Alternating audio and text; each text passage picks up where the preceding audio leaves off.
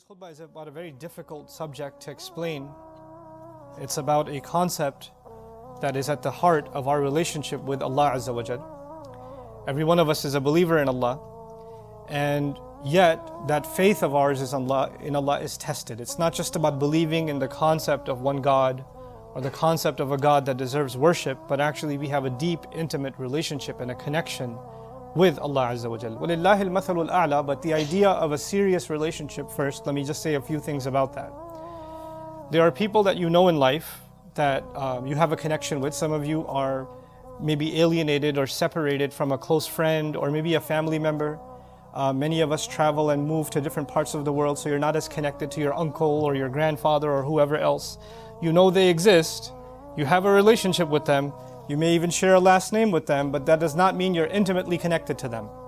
You may not even have kept up with their life for the last 10, 15 years, or 20 years, and you don't know all their kids' names, you don't know what their life struggles are like, none of it. Even though you're related, it's a very distant relationship. Once in a while you go back and you catch up and all of that, but then other than that, you're not really connected. And then compare that to some other relationships you have that are daily, that you interact with daily, that you talk to on a daily basis, right? So in life, there are relationships that exist, but they're connected by a thread. They're not very strong. And then there are relationships that are pulling at us every single day. They impact us, they affect the way we think, they affect our emotions on a daily basis. Those are very strong and intimate relationships. It becomes like that when it comes to our relationship with Allah. Allah Azza wa Jal is, all of us believe in Him, all of us have a relationship with Him, but for some of us it becomes just a concept. He's there, He's in the background, I know He's there. Even when we're praying, we're not really that connected to Him. And even if we are connected, we don't really understand what that connection, what that relationship really means. And what it's supposed to be is a very close, deep, intimate friendship. And a close, deep, intimate, relationship where all of our daily conversations, there's no conversation we have with anyone else that's a part of it is actually a conversation with Allah too. That's supposed to be a conversation with Allah also. One of the fundamental benefits of the 5 prayers is actually, and this is why the Fatiha is called the prayer itself. The Fatiha itself can be called a prayer, is because the Fatiha, part of it Allah speaks and part of it we speak. Meaning we have a conversation with Allah. We're actually directly communicating with Allah. When Allah says, Alhamdulillahi Rabbil Alameen, Ar-Rahman Ar-Rahim, Maliki Yawmiddin, He's speaking. But when we say, Iyaka na'budu wa Iyaka nasta'een, and so on, we're speaking.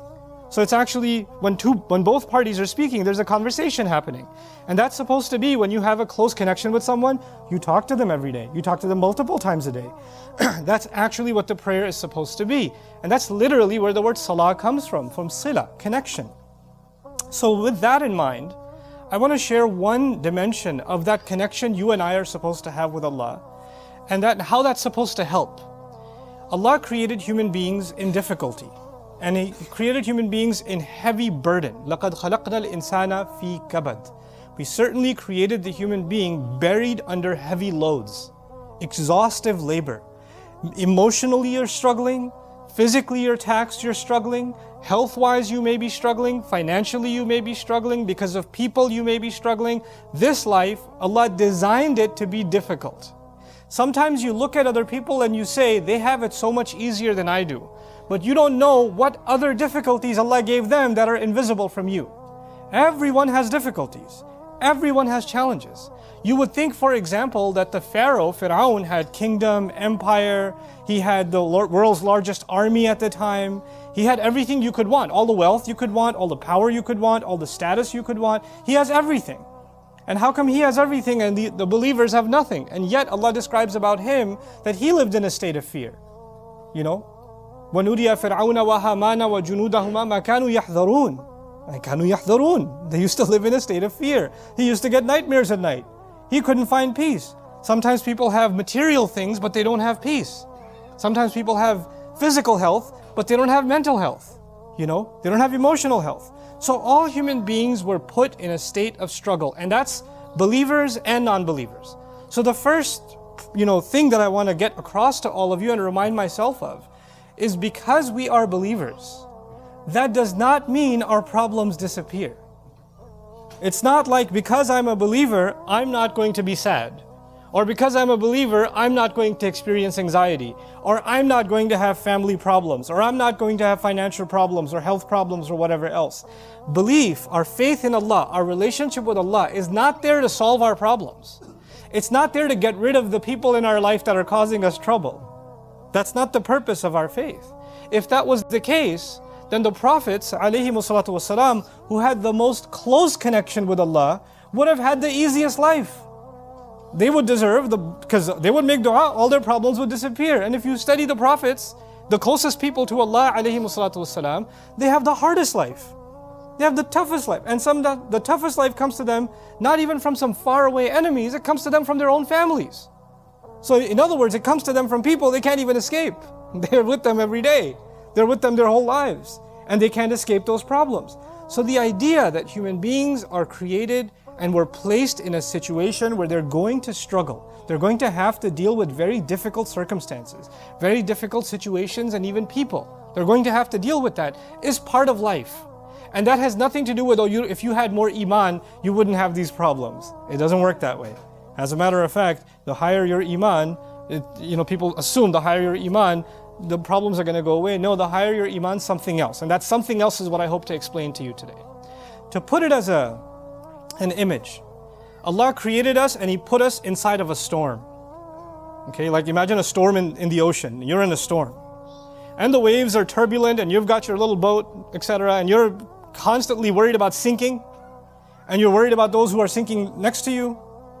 But Allah Azza wa Jal, what does the faith do? It gives you the strength and it gives you the ability to go through the storm, to navigate the storm. It doesn't mean you don't get wet. It doesn't mean sometimes the boat almost doesn't tip over. But you now have the ability to go through it and survive the storm. You see, that's the purpose of our faith. Is not to get rid of the problem, but to actually strengthen us so we can go through the problem. One of the most powerful examples of that, and actually before I get into that example, because really at the heart of all of this khutbah today is one phrase from one ayah from Surah Fussilat, and I'll get to that at the end. But for now, I want to give you an example. The two of the hardest burdens that human beings live with are fear and sadness.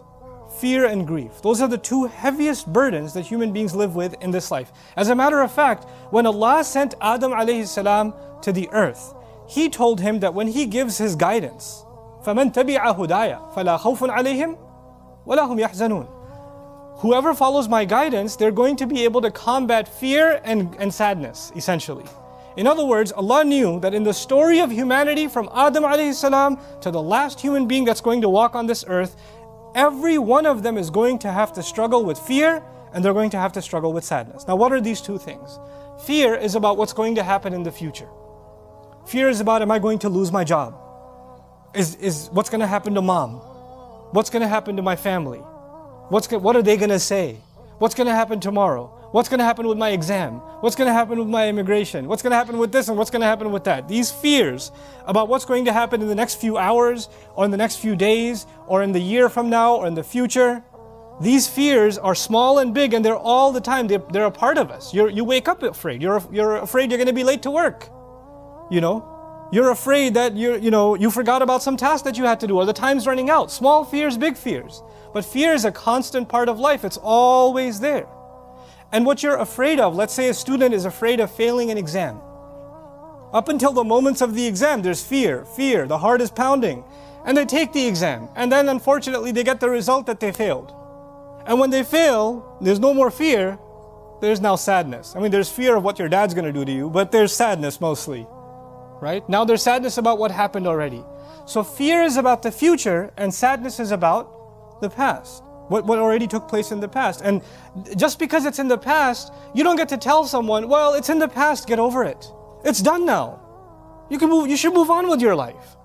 No, you and I are not in any position to tell anyone that they no longer have the right to feel sad anymore. Our Messenger ﷺ continued to feel the sadness of the absence of Khadija radiallahu ta'ala anha for years. For years. Feeling sad is not a sign that you don't have enough faith. He has the greatest faith of all, and yet he carries sadness. Yaqub alayhi salam lost his son Yusuf alayhi salam. And he carries a great amount of sadness. So much so that he cries so much, إِبْيَضَّتْ عَيْنَاهُ. His eyes turned white. His eyes turned white out of sadness. But that doesn't mean he doesn't have faith in Allah. He doesn't actually have that. And as a matter of fact, he would only cry of his fear and cry of his grief and his sadness to Allah. إِنَّمَا أَشْكُو بَثِّي وَحُزْنِي إِلَى اللَّهِ. I've given khutbah to you about that before. But today I want to talk to you about an extreme case of fear and sadness first. And that's the mother of Musa alayhi salam. I can't think of a more extreme case of a woman who had to do something so incredibly unthinkable. She knows that any minute from now, soldiers are going to break her door and they're going to kill her baby in front of her own eyes. For a mother to imagine the murder of her own newborn baby, unthinkable. And the only idea she had that Allah put in her is you need to put your child in a basket and put that basket, alqihi fil yam, throw it into the river. It's not even nicely, gently put it into the river. Ilqa is to throw. Now when you throw something in a river, the river is moving water. When you throw something in a river, it can flip. It's also the case that a basket may not necessarily float. It may get water inside. It may hit a rock. There are animals inside the water. There are all kinds of things. As a matter of fact, when I used to teach the story a long time ago, I used to give the example, when you see a child go even 2 feet near a swimming pool, not even the deep end, the shallow end, a mother will go crazy. She'll drop everything and push people out of the way and grab her baby. There are women that give their babies a bath, in the tub, and they put the water this little. And the baby's like, come on, no, too dangerous, this much is you'll drown. I can't even fit my head in. No, not gonna let you. There's a fear. And this mother has to take her newborn. He can't even crawl yet. He can't even do that yet. And she has to throw this thing into the water. Can you imagine the kind of fear this woman has in her heart when she does that? And when she does that, she can't even look at it and can't even cry and scream, my baby, my baby. She can't do that, because if she does that, the soldiers will know one survived and they'll go after him and kill him. So she has to not even if she looks, she has to look from the side. And then this water is not standing still, it's moving. So this basket is slipping away from her sight to the point where she doesn't even know what happened to it. She has no idea what's happened to it. And now she's living with this incredible, overwhelming sadness. What have I just done?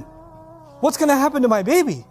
And in those moments, Allah Azza wa Jal told her, لا تخافي ولا تحزني. Don't be afraid.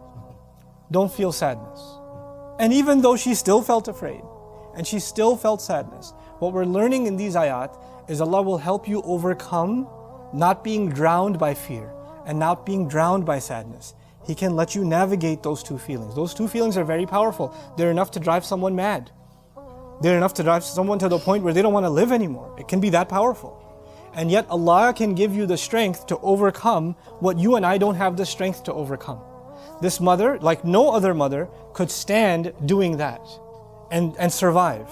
So Allah says, وَأَصْبَحَ فُؤَادُ أُمِّ مُوسَى فَارِغًا. Musa's mother's heart was, you can think of the imagery as it was bleeding out. It was emptying out. It's like her heart was exploding. إِن كَادَتْ لَتُبْدِي بِهِ. She was on the verge of just screaming out, that's my baby, I want my baby back. She was on the very verge of it. She couldn't hold it in. لَوْلَا أَرَّبَطْنَا عَلَىٰ قَلْبِهَا. Had we not tied her heart up, like literally something's about to shatter and leak, and Allah says He, like a rope, tied it up and held it in place. What are we learning? We're actually learning that you and I are not capable of controlling our emotions until Allah gives us the strength to do so. The situation didn't change. The baby didn't start flying instead of floating in the water. The reality didn't change, but her heart changed. Her heart was strengthened by divine intervention from Allah Himself. لَوْلَا أَرَّبَطْنَا عَلَىٰ قَلْبِهَا. And she's not a prophet. What we're learning in these ayat is that Allah will give you and me a strength to our hearts that we'll be able to overcome the most powerful fear and the most powerful sadness the deepest kind of sadness. He'll make us strong enough, not that those things will go away, but you'll be strong enough to go through it. You won't collapse. Your heart won't fall apart. And he says all of this, لِتَكُونَ مِنَ الْمُؤْمِنِينَ, so she may be from those who truly believe. She could truly hold on to faith. She won't ever accept that my baby drowned. She won't accept that. She'll hold on to her faith, she'll hold on to hope. As a matter of fact, in this ayah, for her to be a believer actually is the same as for her to be hopeful. One of our connections with Allah, that bond with Allah, we pray to Allah, we put our hope in Allah. What Allah gives us from Him is that glue that holds our heart together and keeps it from being shattered. He gives us that strength. This is actually what I wanted to talk to you about from the ayah of Surah Fussilat. إِنَّ الَّذِينَ قَالُوا رَبُّنَا اللَّهِ. No doubt about it, those who declared our master is Allah. Seems like a pretty simple statement. Our master is Allah. It's not a simple statement. You're not just saying our creator is Allah, or the one we worship is Allah. You're calling Him your Rabb. Our Rabb is Allah. Rabb is a mun'im. Rabb is someone who does favors for you you don't deserve, and keeps giving you what you don't deserve. That's the first meaning of Rabb. So Allah is one for us who will give me more than I deserve. And He will keep giving me more than I deserve. And He will keep making, and Mun'im also means the one who gives in'am, meaning the one who makes things easy. He's the one who's going to keep making things easy for me. That's who He is to me. I've declared that when I called Him Rabb, Al-Mun'im. Wal-Murabbi. He's the one who is going to make sure that I continue to grow, that I continue to progress, that I'm not going to stay in place. If I'm in a problem, He's going to allow me to grow out of that problem. If I'm in a state of weakness, He will give me the strength, like a plant grows and turns, like a little blade turns into a tree. He'll give me the strength to navigate and to be able to overcome the weakness that I have. This is Al-Murabbi. Wal-Qayyim, the one who's gonna make sure I don't fall apart. Just because you're ensuring something is growing doesn't mean you're not taking care of the problem. You know, you can build a building and you're building more and more floors, but the foundation's falling apart. The whole thing's gonna collapse. Allah will hold me in place, take care of me and not let me collapse. He's my Rabb. Wal-Qayyim. Was-Sayyid. And He is in charge. He's in charge of what I do. He's taken total authority over me. I'm not in charge anymore. You know, again, maybe imagery will help you understand this. If you are bad at swimming, and you find yourself in the middle of the ocean, and you're splashing and doing whatever you can, and nothing's helping. Water keeps going up your nose and in your mouth, and nothing seems to be helping, and you're getting exhausted. And until you realize there's someone holding you from underneath, you just need to relax and just let go. And He's just keeping you floating. He's not going to let you drown. When you let go, that's actually Rabbun Allah. Our master is Allah. Whatever struggle, storm I'm going through, He's not going to let me drown. He's holding me in place. Those who openly declare that, they acknowledge that they are not in control of their situation. They acknowledge that they cannot control other people's opinions. They acknowledge they cannot control what any of the creation of Allah does. When anybody else, and you know, some of you spend your days and nights thinking about how this person is going to harm me. What are they going to say? What are they going to do? What are they going to think? This is what's going on in your head all the time. You're preoccupied with it. And when you accept Rabbun Allah, you let that go. Because the one who's protecting you, and the one who's keeping you in place, and the one who's going to navigate you through the storm, you've declared, you've handed it over to Him. You've let go. Rabbun Allah. And that declaration is so powerful, it's a kind of freedom. There are so many of us who make so many decisions in our life. As a matter of fact, so many of our emotions in our life are controlled by other people. They're controlled by other people. How sad you are, how angry you are, how hurt you are. We're letting other people control how we feel. And when you really truly declare, my master is Allah, the power creation has over you disappears.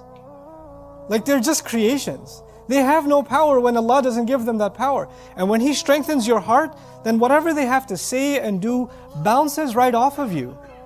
And it doesn't hurt you anymore.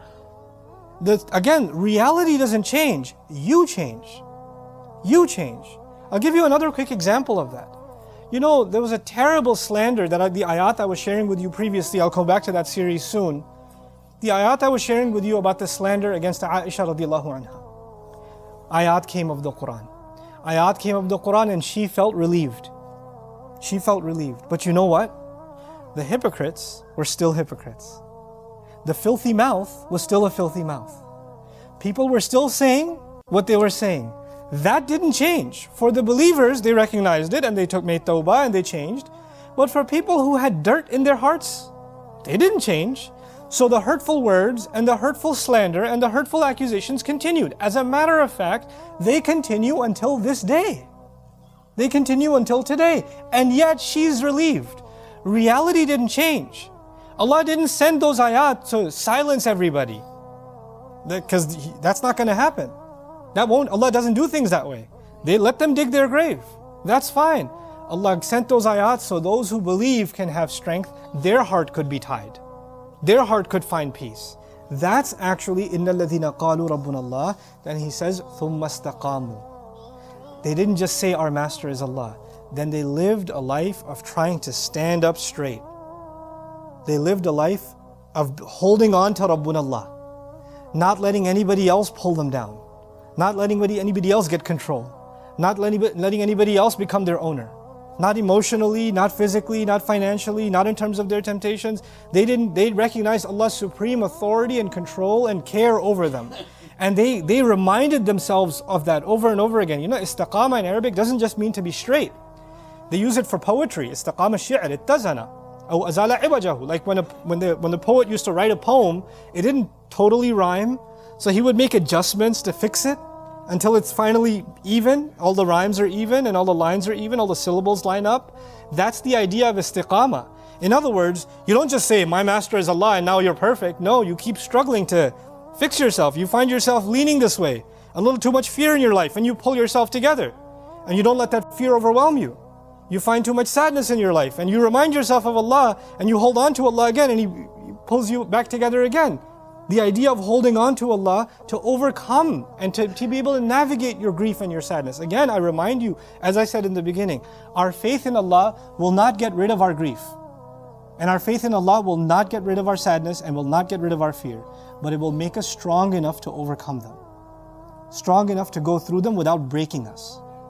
It is in those moments of fear and of sadness and of grief, that is when shaitan comes and wants you to let go of Allah. Because shaitan feeds you something else. Shaitan says, if Allah is so great, why are you upset? If Allah is so awesome, why did you have to go through all this sadness? Allah could have just gotten rid of your sadness. He could have created a situation where you had to experience no sadness. Why did you have to go through it? Why do you have to have these fears? Why do you deserve this anxiety? Let go of Allah. He's not doing anything for you. That's shaitan's most powerful opportunity in those moments. In those moments. And yet Allah here says, if you can not only declare that your master is Allah, but you can hold on to that deep inside you, not from someone else, for yourself. If you can do that, then what does He say? تَتَنَزَّلُ عَلَيْهِمُ الْمَلَائِكَةُ أَلَّا تَخَافُوا وَلَا تَحْزَنُوا وَأَبْشِرُوا بِالْجَنَّةِ. If people can live a life of doing that and holding on to Allah that way, then as they're dying, as they're leaving this world, people around them are crying. They can't even speak anymore. They're on their deathbed. And yet they can see what their relatives can't see. They can see angels come down. And angels are having a conversation with a person on their deathbed. And they're telling him or her, you don't have to fear anymore. There's no more fear at all. And there's no more sadness at all. Congratulations, you're going to heaven. وَأَبْشِرُوا بِالْجَنَّةِ الَّتِي كُنْتُمْ تُوعَدُونَ. And then they add something. This is at the end of their life. They're not even in their grave yet. They're not even in their grave yet, and yet they're being told you're going to heaven by angels. Everybody else is crying, they're the ones smiling inside. Everybody thinks, oh, this is so sad, this is such a tragedy, and this is the greatest moment of their life. This is the greatest moment because they lived that. They navigated that storm. When they're in that moment, what do the angels tell them? They tell them, نَحْنُ أَوْلِيَاؤُكُمْ فِي الْحَيَاةِ الدُّنْيَا وَفِي الْآخِرَةِ. We were your guardian angels, we were protecting you in this life and we will also in the next life. Allah sent us a special security team just for you. When you were being overwhelmed and you held on to Allah, we became your security around your heart. When you were overwhelmed with grief and sadness and fear, we were the ones that Allah used to send for you. We were the ones that guarded you. We were the ones that shielded you from the whispers of the devil. We were there all along. They're introducing themselves to you. You're meeting them for the first time. They've known you your whole life. نَحْنُ أَوْلِيَاؤُكُمْ فِي الْحَيَاةِ الدُّنْيَا وَفِي الْآخِرَةِ Ya Rabb. That's the promise of Allah to those who hold on to Him. To those who can hold on to Him. Now, the last thing I want to share with you is, at the moment of death, we are alone. When you live a life and you're about to part from this life, you don't take anybody with you. You're alone. Your questioning is alone. But remarkably, in this ayah, everything is in the plural. قَالُوا رَبُّنَا اللَّهُ ثُمَّ اسْتَقَامُوا تَتَنَزَّلُ عَلَيْهِمْ أَلَّا تَخَافُوا وَلَا تَحْزَنُوا. Everything is plural. Don't be afraid, all of you. They said, our master is Allah. Why is the plural being used if one person's at their deathbed? The idea of a plural here is, you may have felt that you're the only one going through this. But centuries before you, a mother went through this when she was putting a baby in the water. And centuries before that, a man went through this when his father kicked him out of the house. And centuries before that, there are believers and prophets, good people all across history and all across the world that you've never met, that you've never known, who've gone through exactly the same struggles you're going through in their own way, and they held on to Allah like you held on to Allah. And you're actually connected to them in this ayah. You're not alone. They may have died thousands of years ago, but you have a deep and intimate connection with them, just like you have a connection with Allah Azza wa Jal. With Allah you're connected by your du'as, and with them you're connected because of the same struggle that you're going through. You know, this is why we make the dua, Al-Hiqna bis-Salihin, join us among the righteous. Join us among the good people. You're not alone. You're part of a legacy. There are people before you that have already left that are praying for you, actually. وَيَسْتَبْشِرُونَ بِالَّذِينَ لَمَّا يَلْحَقُوا بِهِمْ مِنْ خَلْفِهِمْ. They're congratulating each other of those who haven't yet joined them. أَلَّا خَوْفٌ عَلَيْهِمْ وَلَا هُمْ يَحْزَنُونَ. They're not going to have fear and grief.